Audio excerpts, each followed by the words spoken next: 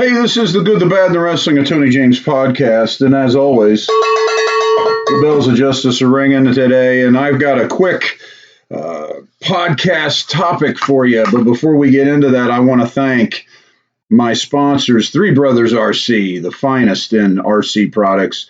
Jose Sanchez boots right out of El Paso, Texas. If you need them, they have them. You need a pair of boots, El Paso, Texas, Jose Sanchez boots. Sinbad's Gym, the finest in training, and also Southpaw Boxing Club, right out of Hilliard, Ohio. Check out the master, Eric Asher. He's going to set you up, get you in shape, and get you rolling. What I've got for you today is Ricky Steamboat. I love Ricky Steamboat, huge fan of Ricky Steamboat. I did a podcast earlier on the Ricky Steamboat Don Morocco feud. That was my first live feud I got to follow around and watch. Love Ricky Steamboat. We're going to talk about WrestleMania 3, Ricky Steamboat, and everything Ricky has created out of WrestleMania 3 that pertains to Hulk Hogan. Hulk Hogan has nothing to do with it. In fact, one of the recent documentaries that WWE has released, Hogan actually said something totally opposite of what Ricky Steamboat said, which actually shows you the lack of knowledge on this topic that Hogan had. So basically, the topic of today's podcast is Ricky Steamboat now is feeling that Hogan had set up Ricky to drop the title to Honky Tonk Man because Honky Tonk Man was one of Hogan's friends. And this is all based off of Ricky saying that they stole the show at WrestleMania 3, and in doing so, stealing WrestleMania 3's thunder from Hulk Hogan. Hogan had a chip on his shoulder and was figuring out, how can I sabotage Ricky Steamboat? Now, once again, huge Ricky Steamboat fan. This doesn't change my attitude towards Ricky Steamboat. But when I started looking at different information, and I picked 3 clips that I thought were interesting, the timeline just doesn't set up right. And I don't know why Ricky Steamboat feels the way he does about his match at WrestleMania 3. I don't know if he's worried about it not lasting the test of time. As it gets older, people romanticize about that match, and it actually becomes greater than maybe what it is. Not that it was a bad match. So the first clip we're going to watch here that I've got for you is just a brief clip that Ricky Steamboat was at some kind of Q&A, and he's telling the same story where he tells of what happened after WrestleMania 3. So let's take a watch and a listen here. All right, real quick, we were, after WrestleMania 3, we're sitting up, as everybody knows, we have the big party, right? After the WrestleManias, right? Big party for all the talent, right? And Randy and I are sitting at a table with other people, and everybody just kept coming up and congratulating us on what a match. And I was like, saying, well, what's the big deal? I mean, we had a good match. Not realizing until later, days, weeks, months later, that it turned out to be a great moment for the both of us. But we're sitting there, and they keep coming up, and I look over the corner, and there's Hulkster sitting with his wife and his people around their big table. And nobody was going over to that table, you know. And he was just... I said, hey, Savage. Yes, Steamboat. Look at the Hulkster over there. What about it? Shit, I mean, we got a line of guys in here who want to shake our hands and pat us on the back for the match. There ain't nothing going on over there. He knows we stole it. He knows we stole it.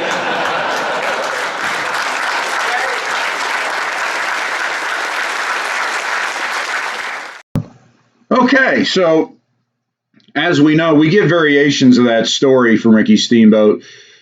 The one constant story we get after WrestleMania 3 is that they're at the after party and everyone's going up and showering them with kisses and stuff and telling them how great the match was, and that Hogan was all by himself and everybody ignored Hogan, and almost like they shunned Hogan because they couldn't believe how great the Steamboat match was.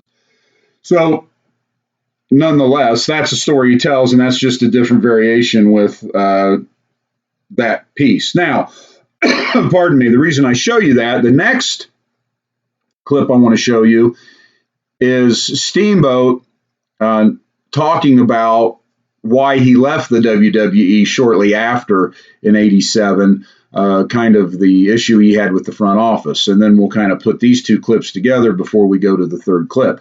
So let's take a look at Steamboat here.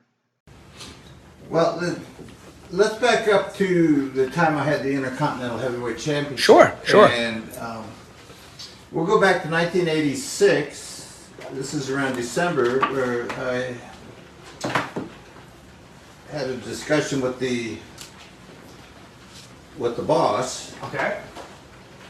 And he told me that he wanted to drop me the IC belt from Savage at WrestleMania 3. And looked like I would have the belt for a year. Well, I said I want to be up front because in end of June, beginning of July is my firstborn was going to be born. And I was going to ask for 2 weeks off. And I got the okay for it. And so fast forward, we move on to WrestleMania 3, end of March. I get the belt. And then I think I only had it 8 or 9 weeks or something, 10 weeks. And walking into the building on a TV shoot day, I was told that I was going to drop the belt to Honky Tonk. Now here I was told I was going to have it for a year, and this was only like maybe 2 months and a little bit longer that I'm going to drop it. So I went to talk to Vince, and he said, well, we talked about it, and we didn't want to leave the belt dormant for 2 weeks. Dormant? Yeah. For 2 weeks? Yeah, because I was asking that time off because my firstborn was going. Only 2 weeks? There's people that take 2 months. Yeah, Exactly. 2 weeks is pretty common. For my firstborn, I took 2 weeks as well. How many weeks TV were filmed in one night? I mean, maybe missing 2 weeks of house shows, but you really wouldn't be missing TV. Wow. That's crazy. So it sort of, rubbed me the wrong way. That can affect a working Yeah, relationship. so after, I said, no problem, I'll drop the belt to Honky Tonk, and right after that, I went to Vince and I said, well, do you remember when I was asking for 2 weeks? He goes, yeah. I said, I'm going to be gone for 6 months. Oh, so you asked for a longer time after? Okay. Well, 2 weeks to 6 months is a bit of a stretch, right? Sure. Well, I just. Hey. You do. So. Okay, so this shows you that Steamboat knew going into WrestleMania 3 that he told them about the birth of his son and how he needed a couple weeks off and everything was cool. And then he wins the belt. I think he keeps it through June or whatever, and then ends up dropping it to Honky Tonk Man. And in that time, he has that follow-up meeting with Vince. Vince is like, no, we're not gonna leave the belt stagnant. Of course, you hear the other guys talking about with tapings and everything, it had been like he wasn't even gone. But for some reason, he was like, no, you stay or we're taking the belt off of you. So he knew the belt was coming off of him. And he knew that he said, well, instead of giving me 2 weeks, I want 6 months off. So he goaded the office intentionally. He knows he goaded the office. And then they came back at him and like, we're still taking the belt off of you. So those two clips, he knew going into the title win what he thought he was going to get coming out of it, and then they switched gears on him, right or wrong. They switched gears on him. And then he said, "Well, fine, I'll one up you, and I'll tell you I'm keeping the. I'm going to ask for a longer time if you're going to take the belt off of me. I'm just going to go away for a while." So with all that, there is an interview out there that goes with this next Honky Tonk Man clip that I think is very interesting, and I haven't been able to find it. But he's referring to this thing where Ricky Steamboat then says the night he lost the title, the reason he lost the title was because Honky Tonk was Hogan's friend. And they picked, Hogan wanted Honky Tonk Man to be the champ. And that goes back to the first clip we watched where Hogan was upset that Savage and Steamboat stole the show. And in doing so, he didn't want to compete with Steamboat as the number one babyface, and therefore he had it in for Steamboat this whole time from WrestleMania 3 on. Now, before we get into speculation and opinions, I just wanted to kind of set that up because then Honky Tonk Man talks about the night. of dropping the title, everything before and after that, and kind of the opinion of that narrative, which is Steamboat knew he was winning the title. He put in his notice for a little bit of leave of absence for the birth of his son. And then they told him that's not going to happen. If you need the 2 weeks or take more time, we're going to take the title off of you. He said, fine, take the title off of me. I want 6 months now. So that all happens before the Honky Tonk Man Steamboat match. All of that was pre-known, knowing that. So let's take a listen to Honky Tonk Man, what he has to say. And let's go back to the beginning of the Intercontinental run. I interviewed Ricky Steamboat, and Ricky Steamboat had nothing negative to say about you at all. Matter of fact, he spoke glowing of you. But the one thing he did say was he was having his own problems at the time where they wanted him to drop the strap. He wanted time off. They were messing with him. I'm glad to hear him say that they were, because it was true. Yeah, he said that they wanted to stretcher him out, like all these things that he didn't want to do. Right, right. And he said that they gave the belt to you because you were Hogan's buddy. Is there any truth to that? See, that's a misconception. Everybody was Hogan's buddy. Right. Ricky wasn't Hogan's buddy, though. I don't know if he said anything bad about Hogan or anything negative towards Hogan at all. But he did, as a matter of fact. Well, as a matter of fact, they were not. He said that they were not buddies. He said that Hogan had contempt for him because him and Randy stole the show at WrestleMania 3, and everything changed after that. And he felt like his career took a spiral because he was stealing the spotlight from Hogan at WrestleMania 3. Do you think there's legitimacy to that?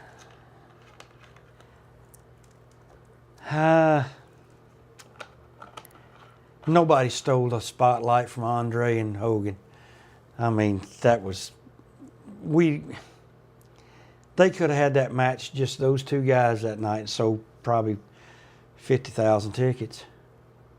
They didn't need us. I mean, the support cast and the matches that were set up only made the show bigger, but the people came to see Andre and Hogan. Right. They didn't come to see anybody else in that fucking card. I don't care what anybody else in that card says. They didn't come to see me and Jake Roberts and Alice fucking Cooper. They didn't come to see Macho Man and Ricky. They didn't give a shit. Sure, it was a feature match. You think they cared about Harley Race and Junkyard Dog? That was a match on that card. King Kong Bundy against midgets? The fuck? There was one match on that fucking card. Right. Well, do you think there's any legitimacy to the fact that after the fact, because he said that him and Randy came through the curtain and got a standing ovation from the boys. Did that happen? I wasn't standing at the curtain because I think we were going on, or I had already been on. I might have been in the shower getting ready to stand at the curtain to watch Andre and Hogan. Okay. So no, I did not. I didn't witness that. So after the fact, he said, maybe not during the show because that was Hogan Andre, but after the fact, that match received such glowing praise from not only from the boys, from the agents, to everybody, that Hogan felt threatened by the babyface of Ricky Steamboat. I know it sounds good, and would Hogan have felt threatened about all the positive publicity on the match? Probably, yes. Anybody in our business, if everyone's talking about what a great match these two guys had, well, of course, it's a great match because you don't have Andre the Giant, who is strapped up with a big thing on his back, a big thing to hold his back together, and he had to take two people to pull the straps to tighten them up so the guy could walk to the ring. Of course, sure, there was probably other matches on that card that were very good, that were better than the Hogan-Andre match. But the people paid to see one fucking match, and it was Hogan and Andre. Mm-hmm. And no matter how good or bad it was, that was the feature match. I had a match with Jake Roberts I thought was a good match. We had a great ending with the Snake and Alice Cooper and Jimmy Hart. And there was a lot of good matches. From top to bottom, those matches were good on that fucking card. Was there animosity? I'm sure that Hogan probably thought, yeah, sure, okay, well, was Hogan in a position to hurt Steamboat? Obviously he was. Yes, he was. And so I can understand Ricky's feelings on it. Yes, I can. I Okay. really can.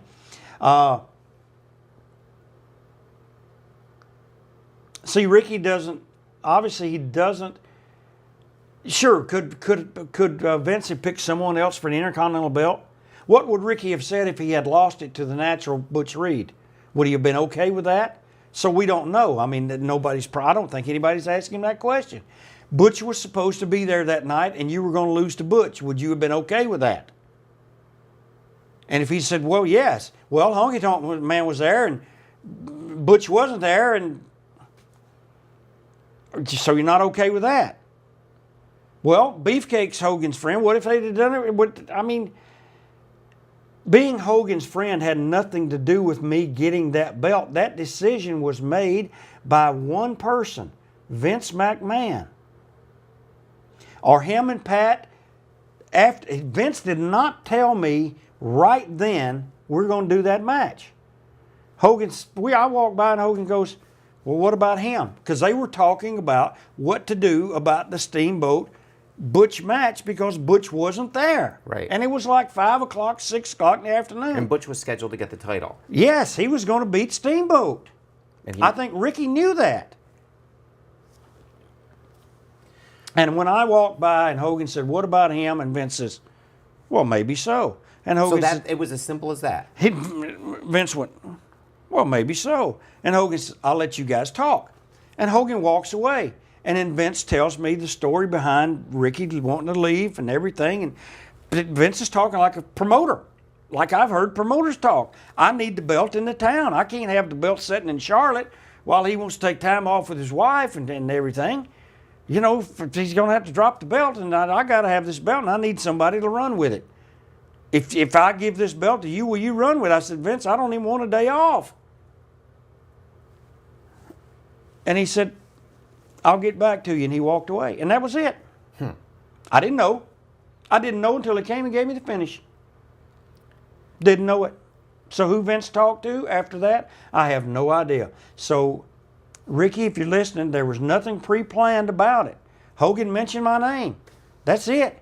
Ricky, you were friends with George Scott. He was the booker. He brought you in from Charlotte. George Scott was a booker in Charlotte. He was your friend. He put you in a good spot in both companies. That's what we talked about earlier. That fraternity of guys. Is anything wrong with that? George put Roddy in a good spot there, and he put Bob Orton in a good spot, and Orndorff, and he put Jimmy Snuka and Sergeant Slaughter. He put all them guys in a good spot because that was his. And Ricky, you were part of that fraternity. Okay, so Honky Tonk, and we know that Honky was friends with Hogan, then he badmouthed Hogan, all that stuff. It doesn't matter. I thought this was a really good interview, and this is why I picked this clip. Pardon me. As you hear, Steamboat really is pining on this WrestleMania 3 match. And it's not like people are against it. People agree with him. They love it. But every time he tells a story, there's always an added nuance of standing ovations, people going over it. And the more they glow over the match, he always writes the narrative of how Hogan was anti the match, and which a couple of things don't make sense to me. Then why did Savage get such a great push? It takes two. And I know Savage supposedly was a heel at the time, but then he turned face shortly after that. So you also have to remember they had things planned out. Savage was supposed to win, at some point was going to win the Intercontinental title back, and really didn't have plans to be the heavyweight title, because if you remember, shortly after that, the $1 Million Man character was brought in and was established. So they had other things going down, and they already had the Hogan-Andre plot going as well. So they had a lot of things going on. And I agree with Honky Tonk Man on this part. Natural Butch Reed was picked to win the Intercontinental title, so you are losing the title tonight. You're losing it. Butch Reed messed himself over by doing a no-show. So instead of saying we're going to keep the belt on Ricky and take it off of him later, Vince was like, no, I want the belt tonight. It doesn't matter who then. If Butch Reed wants to screw himself, fine. We're going to put the belt on somebody else. So they're talking about who do we put the belt on. Honky Tonk Man happens to walk by. How about that guy? Hogan takes off. They talk about it, and then Vince is trying to determine what do I want to do. So it really didn't matter who. It was, you're losing the title tonight no matter what. And I agree with him. So because it's a honky tonk man, you got a problem with it, and it's Hogan's friend, but losing it to Butch Reed's fine. And I think that honky tonk man brings another interesting fact up, that when he was brought into the WWF at his first run and the NWA and everything else, he was good friends with that promoter, and he got certain accolades that maybe other people didn't get. So now he's in the WWF, which he's set up for a great run. He was going to keep it for a year or so, and then they were going to determine what to do with him after that. And then the whole wanting time off thing occurs, and then Vince shifts gears on him. That had nothing to do with Hogan. And then Hogan didn't make, people think Hogan had all this power. At the end of the day, as you know, if you watch the Netflix documentary, Vince had the power. Vince said what he wanted when he wanted to do it. Hogan just happened to be a guy he used to kind of bulldoze his way to where he wanted to be. But Vince told Hogan how to wrestle. Vince told people who's going over. Vince told Steamboat, you're losing the title tonight, and this is how you're losing it. So I don't think, and then if you watch that documentary, and I'm trying to think, I think it might have been a WrestleMania documentary. They were talking about Savage and Steamboat, and Steamboat kept going on and on about how him and Savage wanted to steal the show at WrestleMania 3, and how they had plotted this whole time to get to WrestleMania 3 and steal it.